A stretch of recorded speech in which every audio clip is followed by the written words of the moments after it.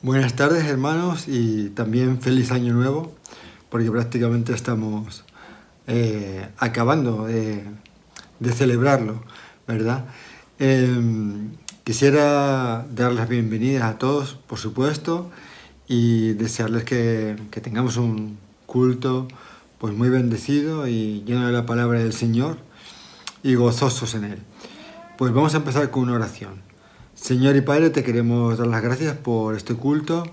Te queremos dar las gracias, Señor, por poder permanecidos unidos empezando el año en ti, Señor, por poder meditar en tu palabra y poder, Señor, gozarnos en ella.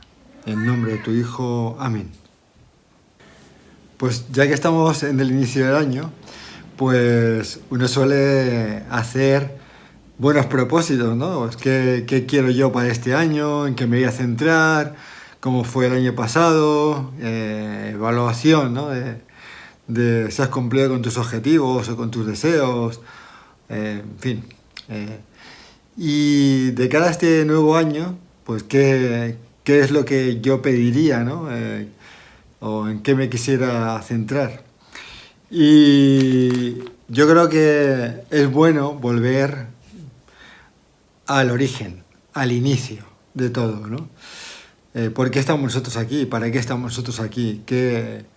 ¿Cuál es nuestro propósito en la vida, ¿no? Realmente, yo creo que es un momento para reflexionar en esto y está claro, ¿no? La palabra del Señor nos lo dice muy clarito, que nuestro propósito en la vida es la adoración a nuestro Señor y a nuestro Dios. Así que si la vida va de esto, si nuestro propósito realmente es este, pues yo creo que deberíamos hacer hincapié en que este año seamos mejores adoradores, ¿no? Además, estamos en camino a los Reyes y ellos pues nos deberían recordar cómo adoraron, ¿no? Con incienso, mirra y oro, ¿no? Y no me voy a extender en eso, pero sí que ¿qué incluye la adoración, ¿no? ¿Qué debería incluir la adoración para nosotros, ¿no? Pues incluye tener una relación con Él, eso está claro, ¿verdad? También, pues confiar en Él es nuestro Rey, nuestro Señor, y debemos confiar en Él. Además, Él es un Dios fiel y confiable. Pues la obediencia, ya que es nuestro Rey y nuestro Señor, pues está claro que lo siguiente es la obediencia, ¿no?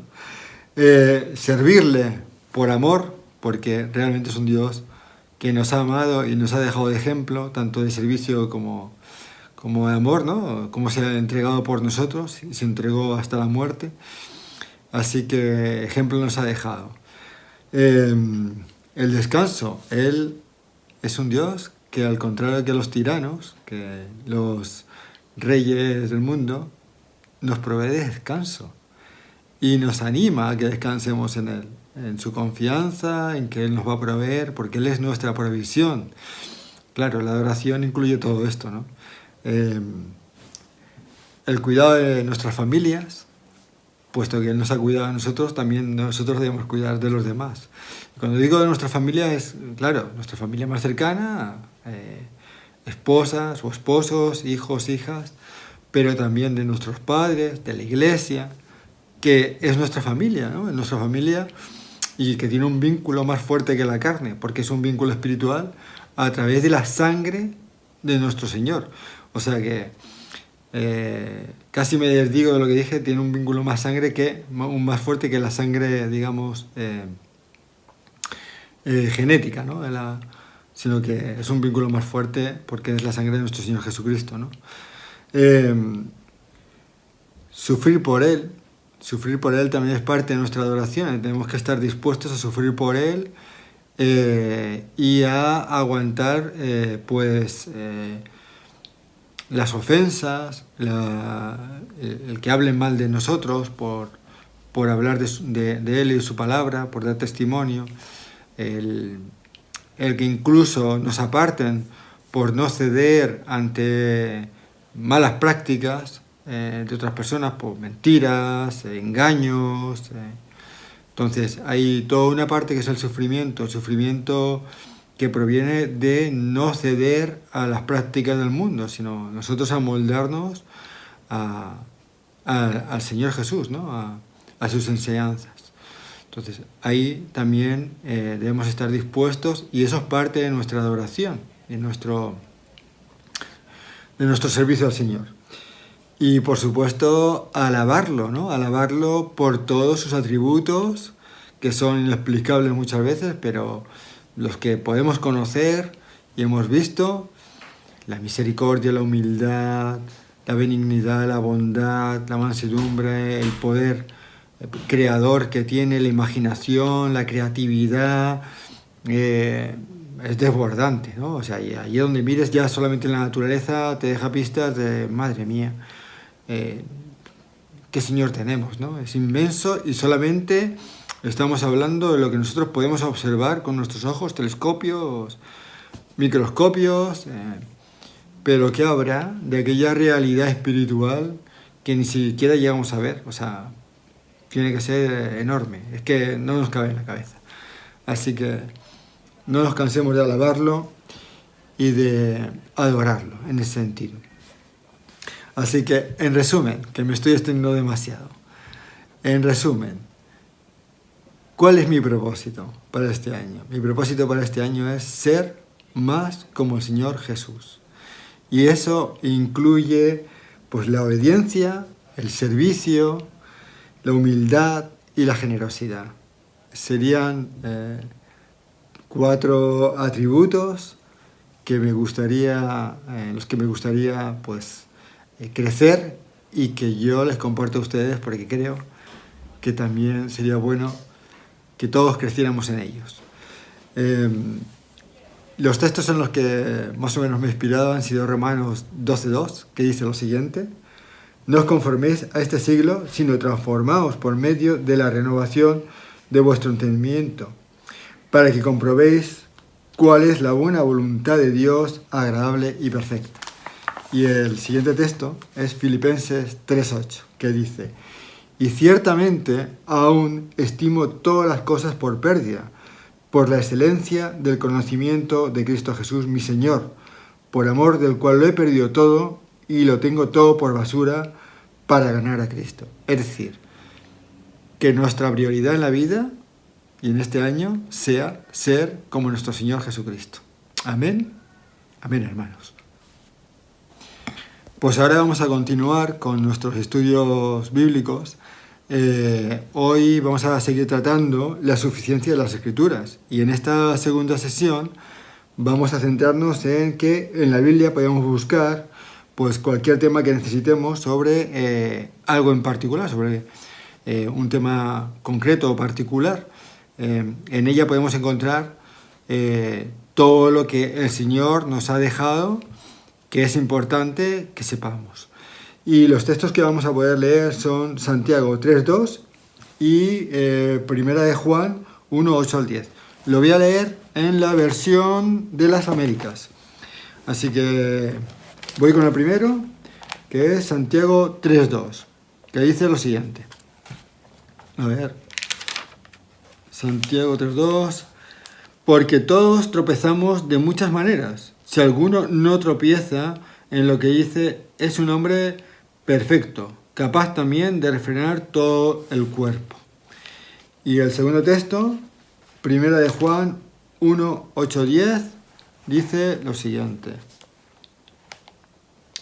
Si decimos que no tenemos pecado, nos engañamos a nosotros mismos, y la verdad no está en nosotros. Si confesamos nuestros pecados, Él es fiel y justo para perdonarnos los pecados y para limpiarnos de toda maldad. Si decimos que no hemos pecado, le hacemos a Él mentiroso y su palabra no está en nosotros. Pues vamos a orar pidiendo al Señor por Pepe, nuestro hermano y pastor, que ha preparado este tema. Señor y Padre, gracias por tu palabra, gracias por poder meditar en ella y aprender de ella. Ayúdanos, Señor, a renovar nuestra mente de acuerdo a tu palabra, y te queremos rogar por nuestro hermano para que él, Señor, pueda exponer de acuerdo a lo que ha preparado, y, Señor, que nuestra mente también esté abierta para entender, comprender, Señor, y y cambiar nuestro corazón, Señor. Que tu Espíritu actúe en nosotros a lo largo de este estudio y nos abra los ojos espirituales, Señor. En el nombre de tu Hijo, amén. Muy buenas tardes.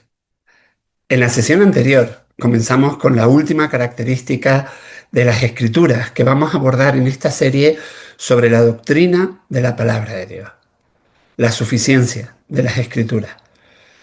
Y vamos a tratar de responder la pregunta: ¿es la Biblia suficiente para saber lo que Dios quiere que pensemos y hagamos? Y para ayudarnos a responder esta pregunta, tomamos la definición de suficiencia de las Escrituras de Grudem en su libro de Teología Sistemática, que dice lo siguiente: la suficiencia de la Biblia quiere decir que la Biblia contiene todas las palabras de Dios que Él quería que su pueblo tuviera en cada etapa de la historia de la redención, y que ahora contiene todo lo que necesitamos que Dios nos diga para salvación, para confiar en Él perfectamente y para obedecerle perfectamente. Como podemos ver, en esta definición se hace énfasis en que únicamente en la Biblia es donde debemos buscar las palabras de Dios para nosotros. También nos recuerda que Dios considera que lo que nos ha dicho en la Biblia es suficiente para vivir conforme a sus propósitos y que debemos ser agradecidos por disponer de esta revelación por parte de Dios. Y en la última sesión vimos cómo la propia Biblia afirma esta realidad acerca de que la propia Biblia es suficiente para orientar nuestra vida en Cristo. En las dos sesiones que tenemos por delante abordaremos los siguientes 3 puntos para terminar de completar este tema acerca de la suficiencia de las Escrituras. El primero es que en la Biblia tenemos la oportunidad de poder buscar todo lo que Dios ha dicho sobre temas en particular y poder encontrar las respuestas a nuestras preguntas. En segundo lugar, vamos a ver cómo la cantidad de escrituras dadas en cada etapa de la historia de la redención fue suficiente para el pueblo de Dios en ese momento.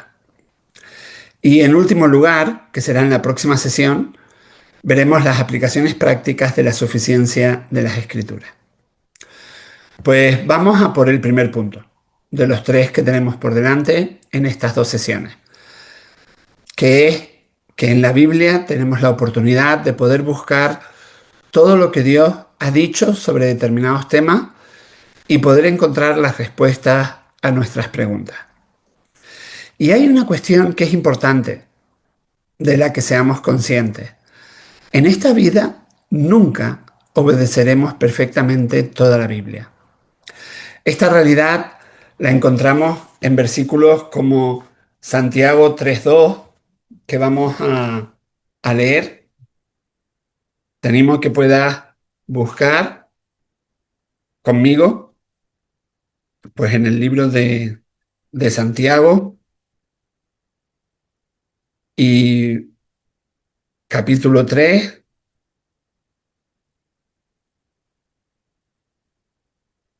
versículo 2. Santiago 3:2. Porque todos tropezamos de muchas maneras. Si alguno no tropieza en lo que dice, es un hombre perfecto, capaz también de refrenar todo el cuerpo. O en Primera de Juan, capítulo 1, versículos 8 al 10. Primera de Juan 1, 8 al 10. Si decimos que no tenemos pecado, nos engañamos a nosotros mismos, y la verdad no está en nosotros. Si confesamos nuestros pecados, Él es fiel y justo para perdonarnos los pecados y para limpiarnos de toda maldad. Si decimos que no hemos pecado, le hacemos a Él mentiroso y su palabra no está en nosotros. Y con esto en mente, pudiera parecer poco relevante decir que todo lo que tenemos que hacer es lo que Dios nos ordena en la Biblia, ya que nunca podremos obedecerla en su totalidad en esta vida. Por eso puede parecer poco relevante. Pero no es así, porque el saber que la Biblia es suficiente para seguir la voluntad de Dios es de muchísimo valor para nuestra vida cristiana, porque precisamente nos lleva a enfocar nuestra búsqueda de la palabra de Dios, de cómo Dios quiere que vivamos y enfocarla únicamente en la Biblia. Y nos ahorra pues la interminable tarea de buscarla, por ejemplo, en todos los escritos cristianos a lo largo de la historia o en todas las enseñanzas de la Iglesia o en todos los sentimientos, emociones, impresiones subjetivas que vienen a nuestra mente día tras día, a fin de encontrar lo que Dios quiere de nosotros. Por tanto, en un sentido muy práctico, quiere decir que podemos llegar a conclusiones claras sobre muchas enseñanzas de la Biblia. Por ejemplo, aunque requiere algo de trabajo, es posible hallar todos los pasajes bíblicos que tienen que ver con el matrimonio o el divorcio o las responsabilidades de los padres para con los hijos o las relaciones entre el creyente y el gobierno civil. Y no solo eso, sino que también significa que es posible compilar todos los pasajes que se relacionan directamente con asuntos doctrinales como la expiación o la persona de Cristo o la obra del Espíritu Santo en la vida del creyente hoy.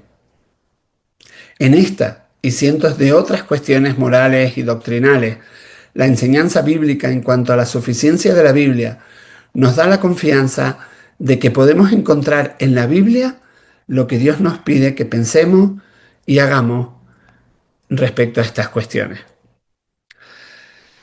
En muchas de estas cuestiones podemos tener la confianza de que nosotros, junto con la mayoría de la iglesia a través de la historia, hemos hallado y formulado correctamente lo que Dios quiere que pensemos o hagamos. Dicho de forma sencilla, la doctrina de la suficiencia de la Biblia nos dice que es posible, pues, estudiar teología sistemática y ética en relación a la Biblia y hallar respuestas a nuestras preguntas en la Biblia. Y en este punto, precisamente, diferimos de los teólogos católicos romanos, que dirían que no podemos encontrar todo lo que Dios nos dice en cuanto a un tema en particular mientras no hayamos escuchado la enseñanza oficial de la Iglesia en toda su historia. Y a esto respondemos que aunque la historia de la Iglesia puede ayudarnos a entender lo que Dios nos dice en la Biblia, jamás en la historia de la Iglesia Dios ha añadido nada a las enseñanzas o mandamientos de la Biblia. Es decir, que en ninguna parte en la historia de la Iglesia fuera de la Biblia Dios ha añadido algo que nos exija que creamos o hagamos. La Biblia es suficiente para equiparnos para toda buena obra. Y en este punto también diferimos de los teólogos no evangélicos, que no están convencidos de que la Biblia es la palabra de Dios en un sentido único y con toda autoridad. Y que, por consiguiente, buscan no solo en la Biblia, sino también en otros muchos escritos cristianos, en un esfuerzo por hallar no tanto lo que Dios dijo en algún momento de la historia de la humanidad, sino más bien lo que muchos cristianos experimentaron en su relación con Dios. Ellos no esperan llegar a una sola conclusión unificada en cuanto a lo que Dios quiere que pensemos o hagamos respecto a algún asunto en particular, sino descubrir una variedad de opiniones y puntos de vista compilados alrededor de ideas principales unificadoras, partiendo de la base que todos los puntos de vista sostenidos por los primeros cristianos en alguna de las primeras iglesias serían potencialmente puntos de vista válidos para que los cristianos hoy en día los podamos sostener también. Pero a esto contestamos y replicamos que nuestra búsqueda de respuestas a cuestiones teológicas y éticas no es una búsqueda para saber lo que diferentes creyentes han pensado en la historia de la Iglesia, sino una búsqueda para encontrar y entender lo que Dios mismo nos dice en sus propias palabras, que se hallan en la Biblia y únicamente en la Biblia. Tiene mucho sentido y es un motivo de gratitud y gozo el saber que es de esa manera. Ahora, pues vamos al segundo punto de hoy, en cuanto para seguir abordando la suficiencia de las escrituras, y vamos a ver cómo la cantidad de escrituras dadas en cada etapa de la historia de la redención fue suficiente para el pueblo de Dios en ese momento. Y la doctrina de la suficiencia de la Biblia no implica que Dios no pudiera añadir otras palabras o contenidos a las que ya le había transmitido o dado a su pueblo. Más bien implica que el ser humano no puede añadir por iniciativa propia otras palabras a las que Dios ya ha dicho. Todavía más, implica que de hecho Dios no le ha dicho a los seres humanos ninguna otra palabra que nos exija que creamos o obedezcamos aparte de las que ya tenemos ahora en la Biblia. Y este punto es importante porque nos ayuda a entender cómo Dios pudo decirle a su pueblo que sus palabras para ellos eran suficientes en muchos momentos distintos en la historia de la redención. Y cómo Él pudo, no obstante, añadir otras palabras, pues más adelante. Por ejemplo, en Deuteronomio 29:29, Moisés dice lo siguiente. Vamos a buscarlo. Vamos al Antiguo Testamento, Génesis, Éxodo, Levítico, Número y Deuteronomio. Deuteronomio 29:29.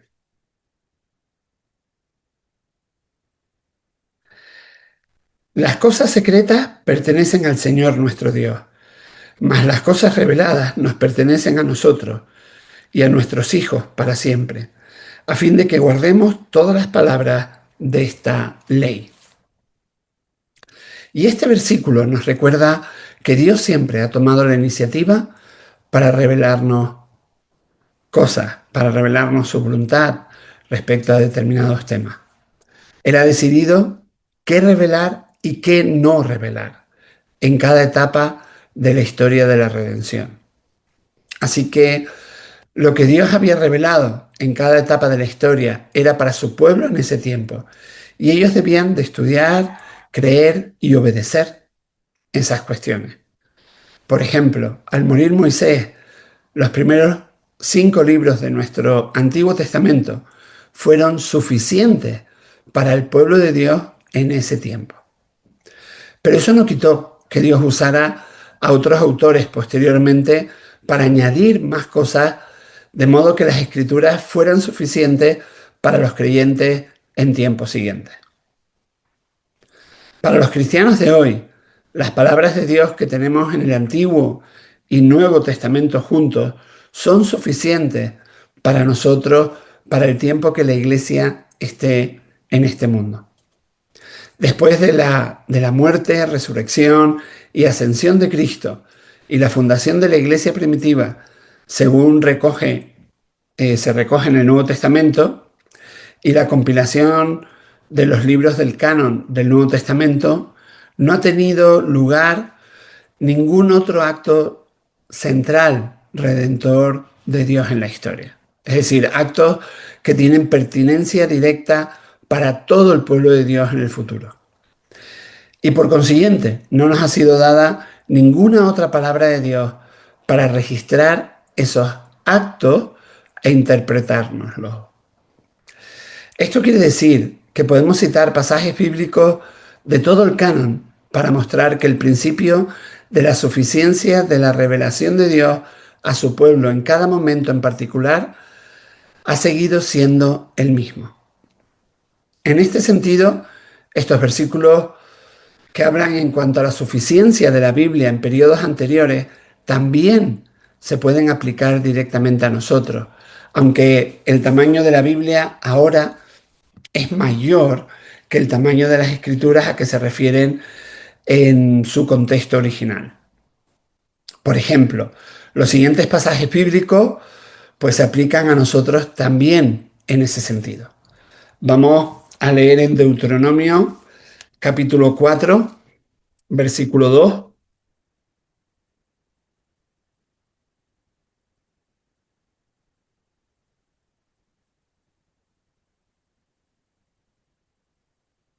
y leemos lo siguiente.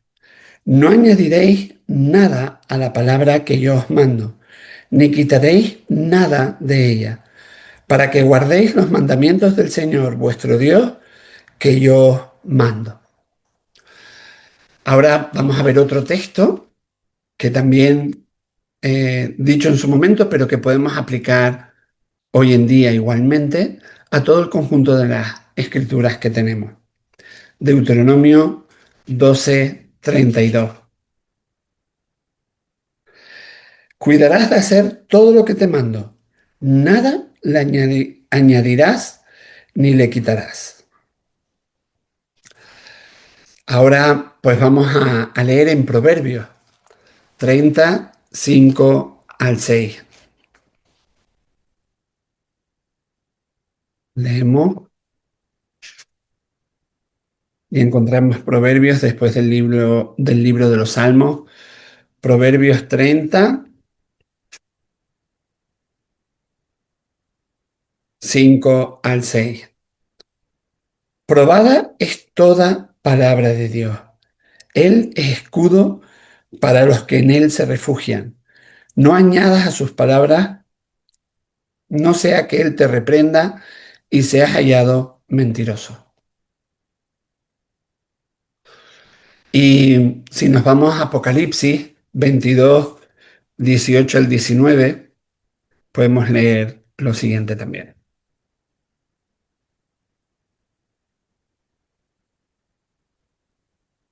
Apocalipsis 22, versículos 18 y 19.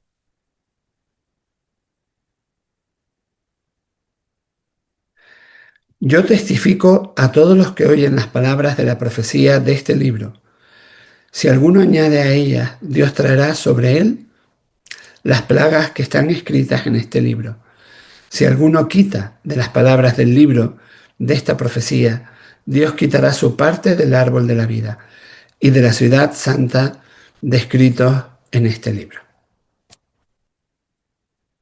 Y esta verdad es una muestra más de cómo Dios ha cuidado y cuida de su pueblo de forma continua y dándole lo que necesita en cada momento para seguirle y vivir en sabiduría y en armonía con él.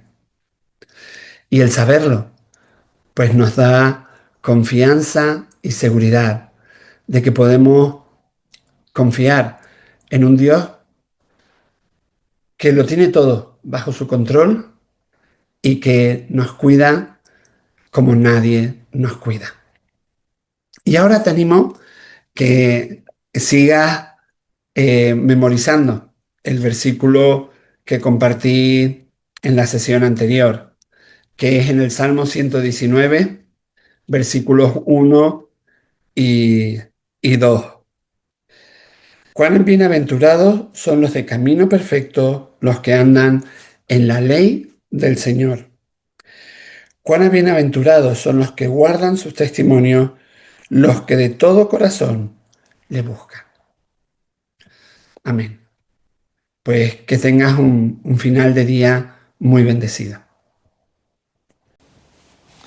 Pues llegamos al final del culto y quisiera dar las gracias a nuestro hermano, a todos ustedes, desearles que en lo que queda de esta semana puedan disfrutar mucho de sus familias, del Señor, que puedan disfrutar de la presencia del Espíritu en nosotros y que nos podamos ver este domingo gozosos, y llenos de Él, con ganas de saludarnos, con ganas de seguir aprendiendo de nuestro Maestro. Un abrazo para todos. Vamos a orar. Señor y Padre, gracias por tu amor, por tus bendiciones, por este nuevo año. Que tú, Señor, nos renueves, nos llenes de ilusión, nos des ganas, Señor, de permanecer en ti, de parecernos a ti, de bendecir a todos aquellos que tenemos alrededor con las bendiciones que tú nos has dado y consolarlos con el consuelo con que tú nos has consolado. Darte, Señor, las gracias por la oportunidad de servirte, de colaborar en tu obra, de ver cómo el Evangelio se extiende, Señor, y de ver cómo tu reino, Señor, pues está cada vez más cerca. Con estos ojos espirituales lo vemos y lo deseamos, Señor, ardientemente. Que tú vengas y que tu reino, Señor, sea glorioso aquí en la tierra también. En el nombre, Señor, de tu Hijo. Amén.